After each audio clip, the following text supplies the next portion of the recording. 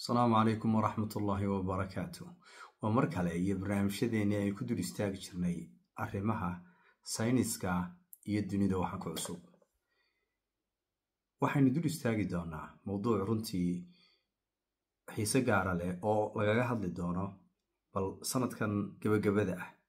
waxyaalihii ku cusbaa sayniska guud ahaan walibana waa number aad u badan kala duwan qaarna ay xiise badan leeyihiin waxyaalaha cajiibka ah ee waxa kamid ah in human skin mapping-ka laftiisu ay qayb ka noqon karto in cudurrada qaar laga hortago jirka bini'aadanka iyo maqaarkiisa oo maap loo sameeyay in uu noqon karo mid xanuunada qaar lagaga hortago waxa kale oo la ogaaday carbon dioxide kan dhirta gubta ama dhirta gubanaysa iyo kaymahan gubanaya ee faraha badan in la ogaaday 60% in ay carbon dioxide kaasi qayb ka mid ah ay kaba timaado xagga dhirta laftooda waxyaalaha kale ee iyadana aynu ku ogaanayno fiidiyoga yara gaaban waxa ka mid ah wax loo yaqaan new training protocol for brain computer interfaces in computerada iyo trainingkooga maskaxeed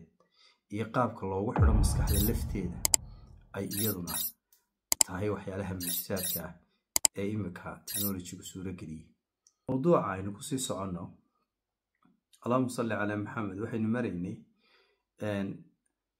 taafraad oo ah wax loo yaqaano daanyeerka loo yaqaano magaca leh orangutan waxa la ogaaday marka uu xanuunsado ama nabar ku dhaco isagana dabagalkii lagu sameeyay habnololeedkiisa in uu dhirta tago kadibna uu soo goosto caleemo gaar ah kuwaasina uu isticmaalo inuu isku daweeyo jirkiisa taasina ay faa'iido weyn u noqotay bini'aadamku inuu ka faa'iideysto way dhirta faraha badan ee Ilaahay abuurayna u garan mayno midda caafimaad ku jira iyo in kale in la baaro mooyaane mowduuca afraad ayuu ahaa ma qodobka afraad qodobka shanaad waxa la helay iyadna meere leh gibil hawo atmosphere-ka waxa loo yaqaanaa ama inaga bay nagu xeeran dhulkeena taasi oo aad iyo aad u kulul lana arkay oogada meerahaasi inuu dhalaalayba laakiin waxa muujisada ay tahay uu hadda weli leeyahay atmosphere iyo gibil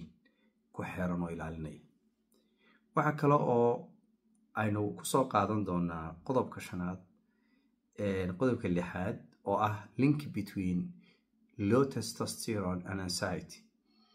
waxa la yiraahdaa hormoonka loo yaqaano testosterone inuu yaraado oo hoos u dhaco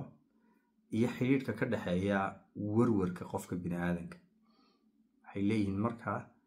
xiriir weyn baa ka dhaxeeya waxyaalaha la ogaaday sanadkan ay ka mid tahay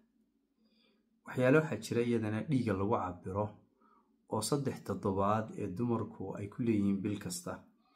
3 toddobaad ay isticmaali karaan oo loo yaqaano menstrual blood as diagnostic tool dhiiga laftiisa ayaa loo isticmaalayaa in wax lagu baaro dhiiga dumarka ayaa loo isticmaalayaa in baaritaan lagu sameeyo sida dhiiga sonkortiisa oo kale iyo waxyaalaha la mid ah kulli mid walba mowduuc waa diidan ka mid ah wuxuu u baahan yahay si gaar ah oo daqiiq ah oo adag loo dul istaago lana sharxo